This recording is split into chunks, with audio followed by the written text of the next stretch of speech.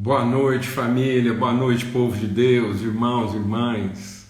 Graças a Deus, que bom, que grande privilégio poder estar aqui com vocês mais uma vez, mais um dia, mais uma mesa preparada, mais uma viração, né? E sexta-feira é a viração da viração. E a gente entra nesse período assim, né? Sexta-feira é a viração das virações, então é um tempo da gente realmente assim concluir. Foi o dia em que Jesus declarou: está consumado, né? E em tuas mãos entrego, descanso o meu espírito. E é bem sobre isso que a gente quer compartilhar hoje, né? Então vai tomando assento aí na mesa, vai procurando o seu lugar, né? Há lugar para todos, uma mesa preparada. E eu quero até te desafiar a não apenas convidar. Deus fala que quando Ele prepara uma mesa, a gente tem que forçá-los a entrar. Então não é nenhum constrangimento, não, a gente forçar as pessoas a terem lugar nessa mesa, porque é uma mesa preparada para a família. Então quando você convidar alguém, seja bem efusivo, né? Convincente, tá bom? Então que o Senhor multiplique graça e virtude sobre todos, né? Que o amor de Deus o Pai mesmo, essa graça bendita do Senhor Jesus Cristo, o Espírito Santo de Deus seja sobre todos. E aí, a gente vai estar consumando, né, a nossa reflexão aqui para entrarmos nesse tempo de descanso de Deus, para iniciarmos a semana. Domingo a gente começa uma nova semana, porque a semana de primeira começa no domingo. Então a gente vai estar lançando desafios de meditar sobre princípios, fundamentos que realmente assim alicerçam a nossa vida em uma semana bem sucedida. Depois a gente vai aqui de segunda a sexta-feira meditando, alimentando, né? Fazendo essa mesa de comunhão, né, de final do dia, início da noite. Então nós estamos buscando de Deus bem esse contexto mesmo de família, né? Em família, em comunhão uns com os outros, colocando a nossa fé em favor uns dos outros, a gente poder exercitar isso de maneira viva, né, eficaz, e a gente então trabalhar a edificação um do outro. Amém? Vamos ter uma palavra de oração. Vamos suplicar que Deus realmente ministre, fale, que o Espírito Santo de Deus sopre sobre a nossa vida. Amém? Pai, muito obrigado. Obrigado mesmo, assim. Obrigado pela tua companhia, pelo teu colo, pela tua presença, presença de pai, de amigo, de irmão. Muito obrigado, Deus, porque o Senhor, como Pai, prepara uma mesa, os seus filhos vão chegando e a gente vê estampada a alegria do teu rosto. Tua palavra diz que o Senhor não tem maior alegria do que se assentar e ter os seus filhos como rebentos da oliveira, como esse óleo derramado sobre a cabeça de todos, os rebentos da oliveira, o óleo santo e bendito da comunhão. Então, em santa comunhão, nós nos achegamos uns aos outros e a Ti, e vamos, ó Deus, sendo soprados, dirigidos, orientados, conduzidos, ministrados, instruídos, transformados pelo Teu Espírito Santo, Deus. Que o nosso coração se aquiete, que a gente não queira saber nem a respeito de nós mesmos, além do que convém, mas a gente possa, em santa e bendita relação com o Senhor, recebemos de Ti espírito de sabedoria e de plena revelação, no nome de Cristo Jesus, o Senhor. Amém e amém. Graças a Deus. Graças a Deus. Abra sua Bíblia lá em 2 Coríntios, no capítulo 4. Amém. Amém. São tantos testemunhos assim, né? Tremendo. Valeu, Elva, pelo testemunho, graças a Deus. Então a gente está aqui em 2 Coríntios capítulo 4, né? E aí a gente vem falando sobre isso, essa luz que brilha, Ele faz resplandecer, e Ele mesmo resplandeceu em nosso coração para a iluminação do conhecimento. Então o próprio Deus, através do seu Espírito Santo, resplandece resplandece através. Amém? Então que você possa ter esse entendimento, essa clareza, né, da presença, da natureza, do Espírito de Deus impulsionando, né, induzindo, movendo, né, instigando, promovendo, transmitindo através da nossa vida. E ele diz então que isso acontece num contexto de fragilidade, de profundo constrangimento. Para quê? Para que a gente não seja embrutecido, né? Para que a gente não se torne pessoas assim arrogantes, presunçosas. Paulo fala sobre isso. Paulo diz: conheci um homem que foi trasladado, ele viu coisas tão poderosas, depois ele teve que ficar lá com alguma coisa que lembrasse ele também que ele é gente, né? Porque é tanta revelação, é tanta virtude compartilhada, que às vezes a gente tem isso de forma presunçosa. Foi isso que o diabo quis fazer na gente, ele quis transformar conhecimento em soberba, né? Então era-nos dado o privilégio, foi-nos dado, é-nos dado o privilégio de conhecer a Deus de forma íntima, né? de ter relacionamento com Ele profundo. E às vezes as pessoas tomam isso com soberba, com presunção, com vaidade. Por isso que é em vaso de barro, por isso que toda essa plenitude de virtude, de glória que a gente comunga com Deus, tem que conviver com a fragilidade, mas é a fragilidade da beleza, da singularidade, né? É a fragilidade da marca das mãos de Deus, né? As tuas mãos me entreteceram, me formaram, o Senhor me compôs. Deixa o Espírito de Deus ir ministrando ao seu coração, amado, essa música que às vezes em tons, né, mais em ritmo mais intenso, às vezes de forma mais lenta, cadente, mas é a sinfonia, a forma como Deus foi nos compondo, a cada um de forma singular, cada um com o seu próprio nome, com a sua peculiaridade, né? Vasos de honra. A palavra de Deus diz que numa casa há vasos de honra e de desonra. Nós pertencemos a esses vasos, né, de cerâmica, como diziam os antigos, né, lá em Minas Gerais, o pessoal mais antigo, me veio agora, foi uma lembrança tão gostosa, né? O pessoal mais do interior, mais antigão, é loiça, não é louça, não, é loiça, né? Então a gente é vaso de loiça, de cerâmica, né? de barro, e isso revela, né, essa singularidade, os detalhes, né, da forma como cada um de nós foi elaborado. É interessante a gente perceber isso, né? Quando você não tem uma cerâmica produzida de forma artificial, industrial, né? Aí alguém se identificou aí com loiça, lá de Berlândia. E quando a gente é feito assim de forma pessoal, né, pelo artífice, então há uma singularidade. Você não vai encontrar nenhum vaso, né, exatamente igual. Você tem a semelhança, porque todos os vasos identificam o seu autor, identificam a sua fonte, né? Tem um traço, tem uma marca própria do seu executor, do seu oleiro, do seu artesão, mas cada um tem a sua singularidade. Aquilo vai a forno, há algumas reações, você vai ver nuances, né? Você coloca um do outro e eles se harmonizam, porque são semelhantes, revelam a mesma fonte, mas no entanto são distintos, porque cada um tem a sua marca. Coisa maravilhosa. Eu ficava aqui, entendeu, entendendo essa beleza, né? Que essa beleza da singularidade, da fragilidade, que não é defeito, Então não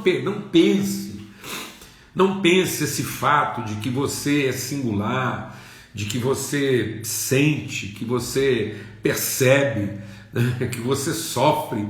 Não veja o seu sofrimento como um defeito. Veja isso como a sua singularidade, a sua sensibilidade. Porque é isso que Deus quer nos ensinar. Porque isso revela um trabalho, né? Não foi em escala. Deus não montou uma máquina de produzir gente e colocou isso numa escala. A gente não. Meu Deus, as pessoas estão tão acostumadas, né, com escala, com coisa assim, e estão se embrutecendo. Quando eu falo embrutecimento, às vezes, inclusive, é o embrutecimento da indiferença. As pessoas indiferentes, as pessoas que já sofreram tanto a ponto de se tornarem indiferentes, são embrutecidas. São embrutecidas. Né? A timidez é uma forma de embrutecimento. A vergonha é outra forma de embrutecimento. Né? Porque... Então... e aí ele vai falando sobre isso. Então ele diz, olha, vai ter pressão. E não é qualquer pressão, ele diz em tudo nós vamos sofrer algum tipo de pressão. Aí você fala, mas eu já não sofro mais pressão em tudo. Já sofreu em algumas áreas, aí a gente vai amadurecendo e aí você já aprendeu a trabalhar com aquilo. Amém? Em nome de Cristo Jesus. Então há uma pressão. Agora, essa pressão não significa que você está sendo impedido. Então não é um impedimento, é um constrangimento. Então, em nome de Cristo Jesus, entenda que nenhum constrangimento pode significar comprometimento. Isso a gente está insistindo aqui. Então, a vida é uma vida de constrangimentos. A vida é constrangedora.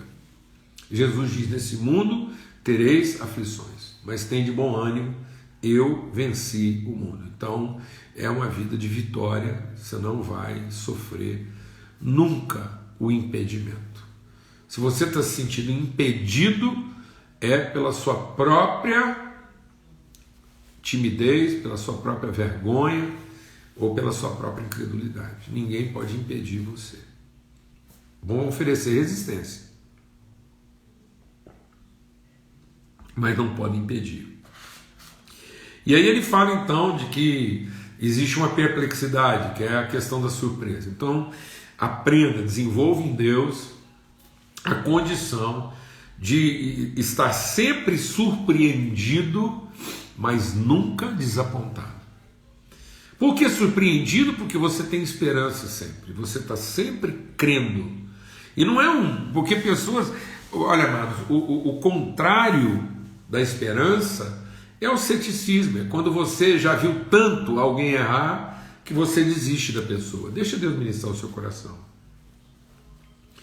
Que as pessoas desistam de você, mas que você nunca desista delas. Violência é uma forma de abandono. Né? Então, e abandono é pecado. É pecado. Então, se existe uma relação, eu sou um fiel para aquela relação e o meu papel é ter esperança. E muitas vezes eu vou ter que disciplinar essa relação, eu vou ter que tratar a pessoa com rigor. E muitas pessoas se tornam céticas porque não querem insistir no tratamento, porque isso vai exigir delas. Então, muitas vezes, disciplinar uma pessoa, tratar ela com o rigor que ela precisa ser tratada, vai exigir mais de mim do que dela. Mas não interessa. Que ela desista. Que ela desista, mas que a gente não desista. E que você continue sendo surpreso. Essa coisa, eu já sabia, do fulano não podemos esperar outra coisa. Não, sem chance. Sem chance. E aí nós estamos anulando a obra do Espírito Santo e estamos negando o sacrifício de Cristo. Então haverá sempre esperança, a gente vai sempre tratar tudo isso com surpresa, mas nunca com desapontamento, com frustração. Glória a Deus, amados. Então a frustração não cabe A perplexidade sim. Então não deixe que a perplexidade te faça desanimar. Depois a gente falou de ser cercado, ser perseguido, ser rodeado a ponto de se sentir totalmente isolado. Então aí nós temos que trabalhar para quê? Para que o fato de estar sozinho não me torne uma pessoa solitária, para que eu não comece a pensar de maneira solitária.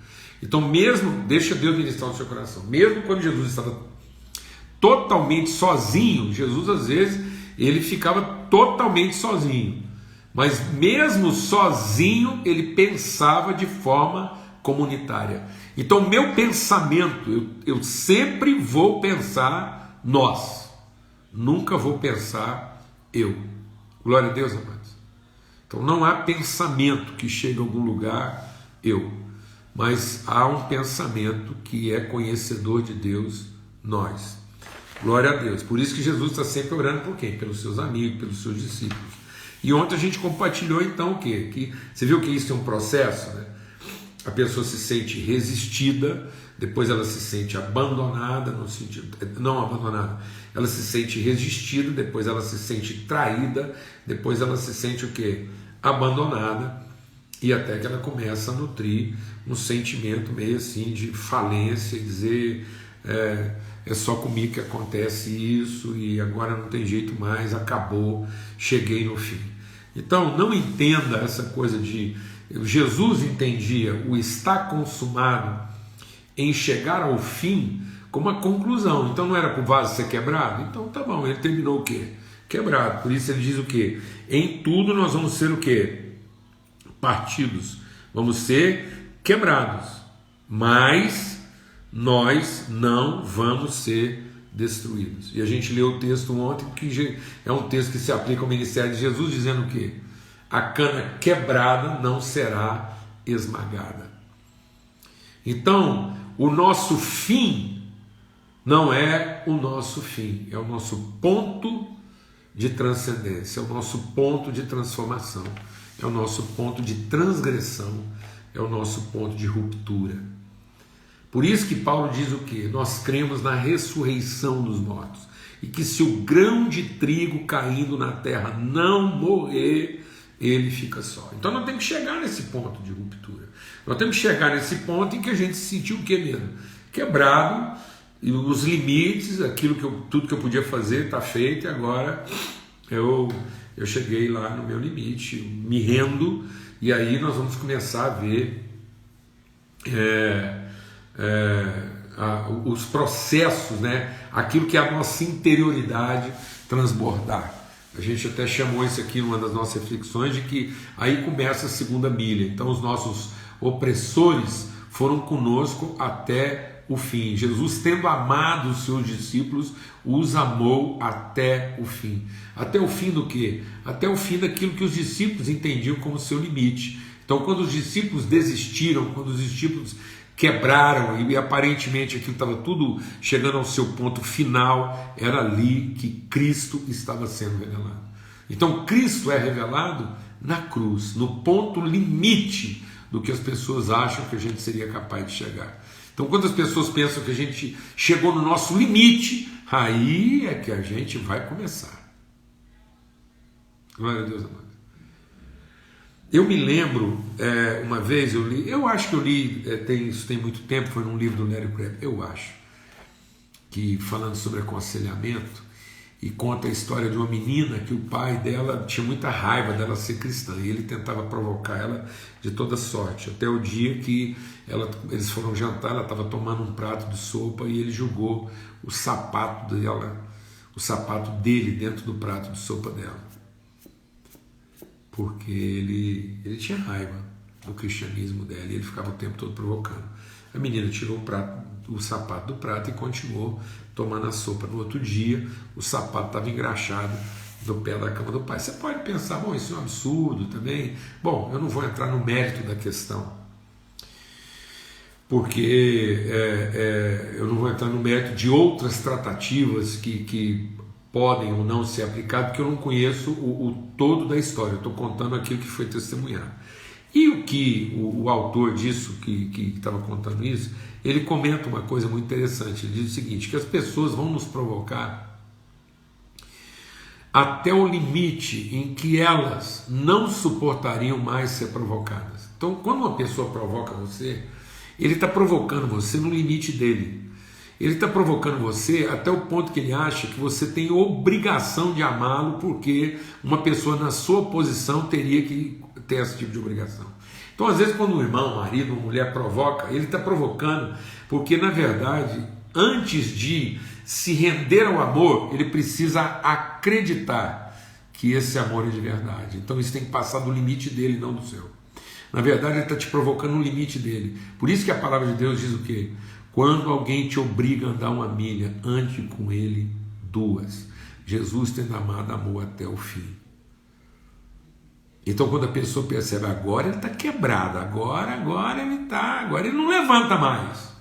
E aí vem. O que os discípulos não esperavam? Eles não esperavam que Jesus o quê?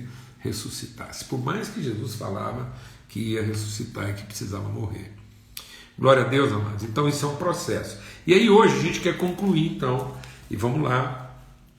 E aí ele diz o quê?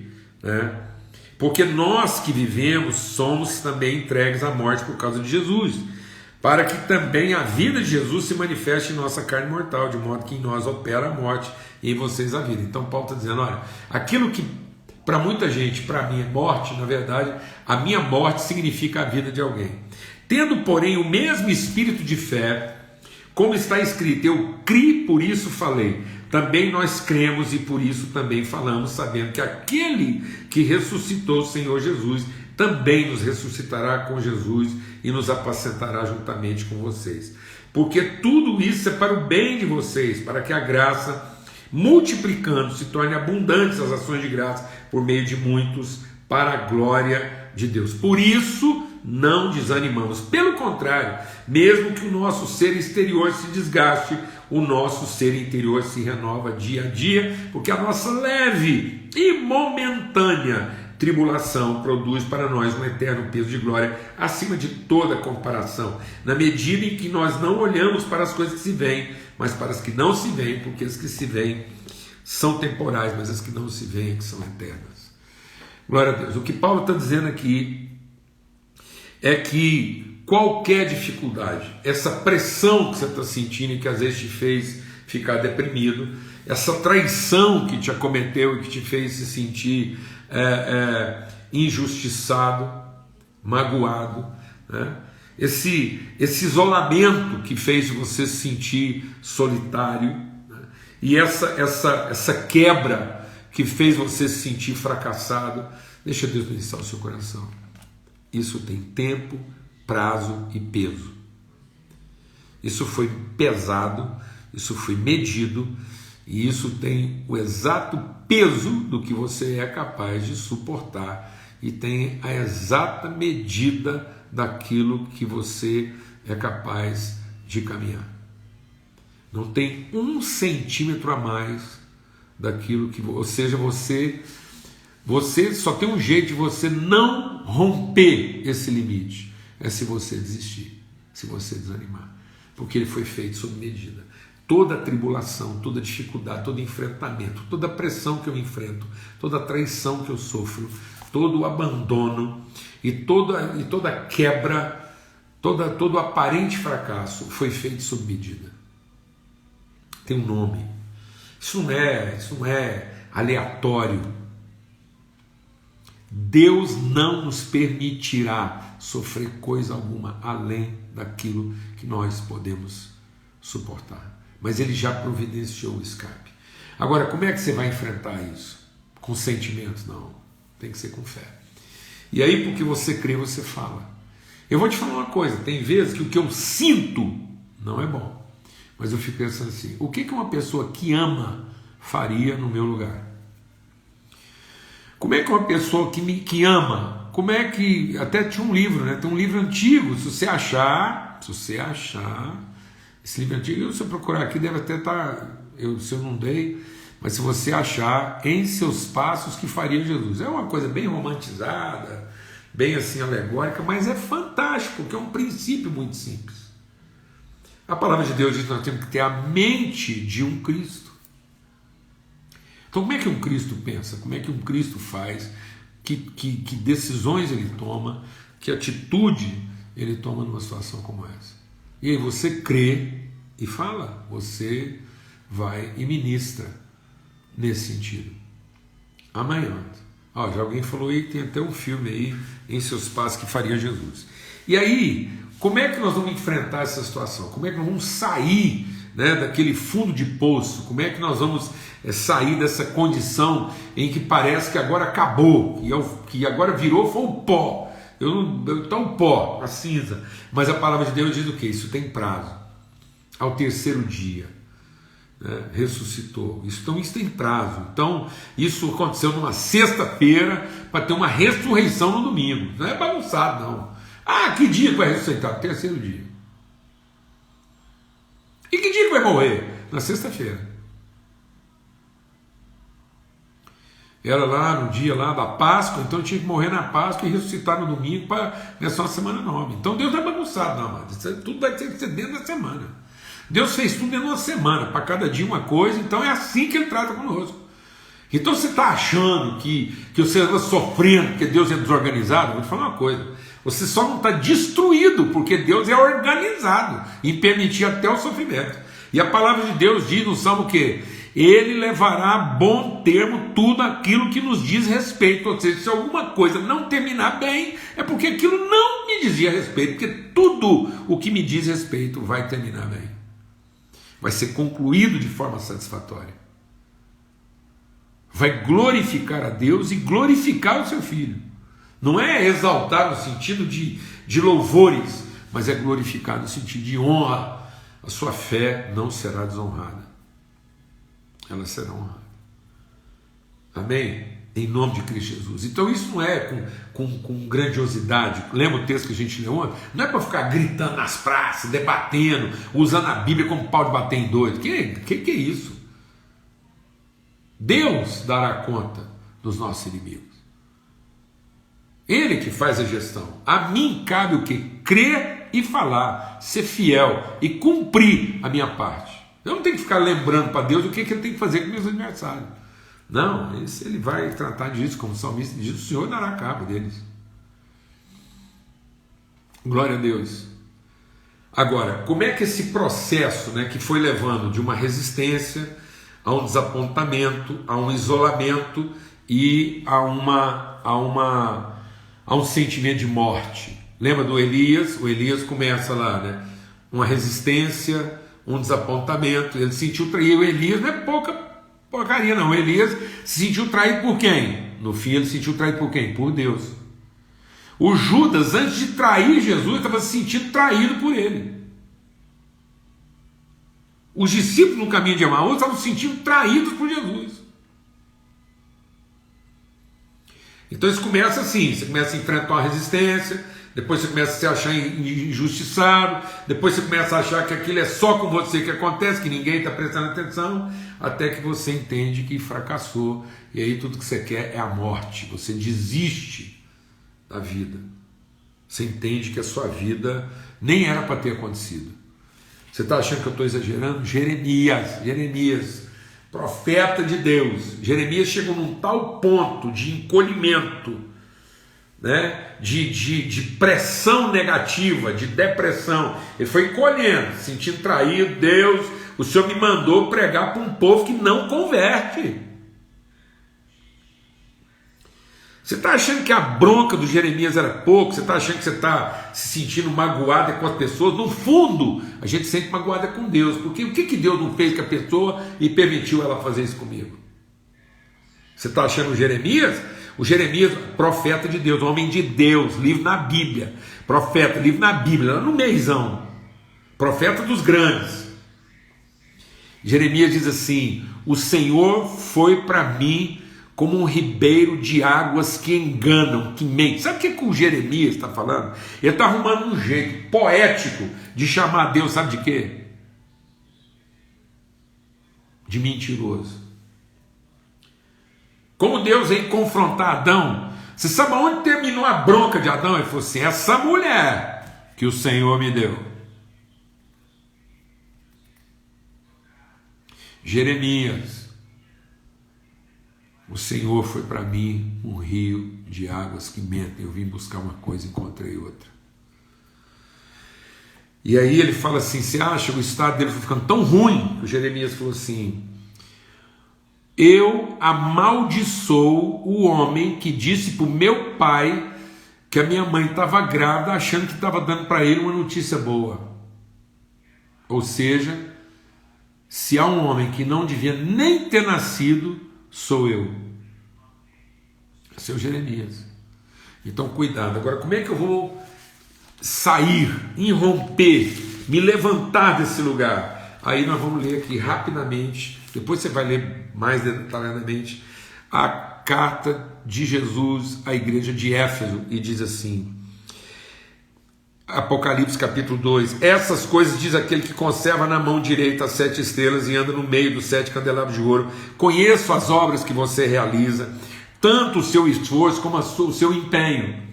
Então Deus está dizendo, eu sei que você é dedicado, esforçado, que você batalha, que você lutou, que você entregou o seu melhor. Porque muita gente, tem muita gente que está pensando, você acha que o Elias estava querendo morrer porque achou que fez a coisa errada? O Elias está querendo morrer exatamente porque ele fez a coisa certa, ele foi traído, desapontado, abandonado, se sentiu sozinho e fracassado. Você acha que o Jeremias está nesse estado de morte porque fez a coisa errada?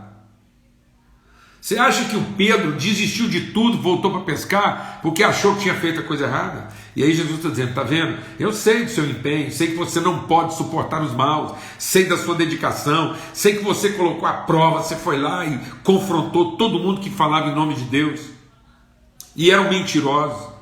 Você descobriu a mentira deles. Olha aqui. Você tem perseverança, você suportou provas por causa do meu nome, sem esmorecer. Mas eu tenho uma coisa para falar com você. É que no meio desse processo, você se afastou daquilo que é o seu motivo mais essencial. A razão de tudo. O amor pelas pessoas. Em algum lugar, você começou a fazer as coisas pelas coisas, pensando que estava fazendo para Deus. Às vezes você começou fazendo para Deus, depois você estava fazendo pela coisa em si, até que talvez você terminou fazendo por você mesmo. Às vezes a gente começa fazendo as coisas para Deus, depois a gente começa a fazer as coisas pelas coisas, e aí talvez a gente comece a fazer as coisas pela gente mesmo.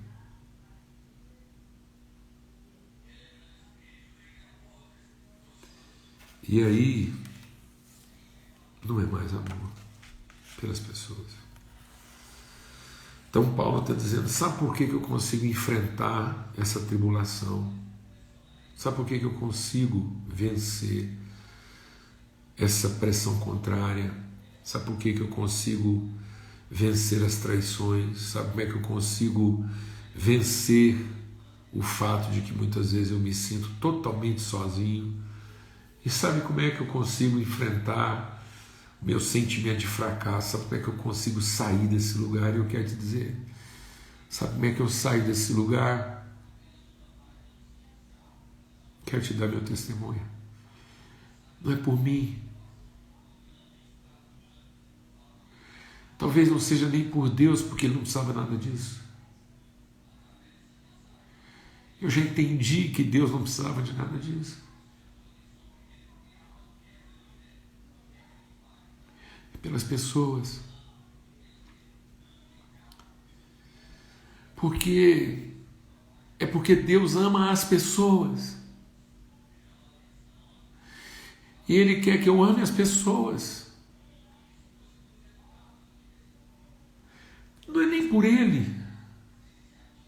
Às vezes a gente pensa assim, é por Jesus, é por Cristo, é pela família.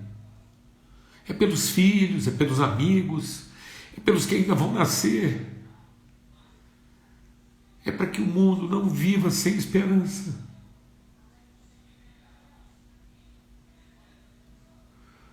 É para que no fim, apesar de toda surpresa, as pessoas não percam a esperança e não desanimem, e não desistam. Porque entre eu e Deus já estava resolvido. Deus não precisava de mais nada na minha vida para saber que entre nós está resolvido.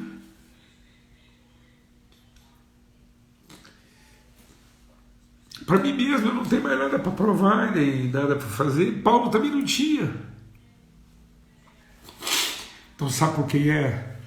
É pelas pessoas, é pelos filhos, é pelos amigos, é pelos filhos dos filhos.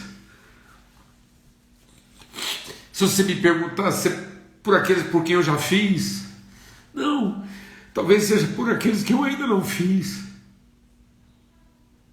para que haja esperança. Para que haja esperança. Para que as pessoas entendam que o amor tudo suporta, o amor tudo crê, tudo espera. É por aqueles que ainda virão, é por aqueles que talvez você ainda nem viu. É isso que Paulo está dizendo. Em nós a morte, em vocês a vida.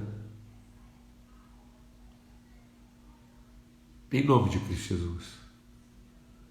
Em nome de Cristo Jesus, Senhor. Que não seja mais por você. Que de fato, às vezes, não vai ser nem por Deus, porque Ele já conhece o seu coração. E Deus te conhece tanto que por vocês dois Ele não precisava te manter aqui. Então, de fato, não é por Ele. Porque se fosse só entre nós dois, uma hora dessa eu estava tomando chá.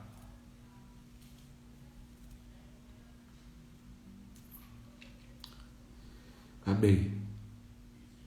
É pelos irmãos. É pelos amigos. É por amor às pessoas. Porque isso é o Evangelho. O Evangelho é que Deus amou o mundo de tal maneira para que todo aquele que nele crê tenha vida eterna e possa amar exatamente como Ele amou. Porque esse é o novo mandamento que Ele nos dá. Ame as pessoas assim como eu amei vocês. Então, no fim de tudo, é para que a gente seja semelhante a Ele. É para que a gente seja semelhante a Ele. Para que a gente, como Ele, não desista. Para que a gente, como Ele, apesar de tudo, de tanta pergunta imbecil que a gente faz, Ele continua nos amando. É para que Ele continue nos amando, apesar de quando a desgraça acontece, a gente fala assim: onde é que está Deus? Eu vim perguntando assim: meu Deus, o Senhor é tão rico em misericórdia, porque o Senhor nunca saiu do seu lugar e a gente diz tantas coisas, tanta bobagem, e o Senhor está lá, sempre lá, no lugar de onde o Senhor nunca saiu. Amém? Então que seja assim. No fim, não é para, é em,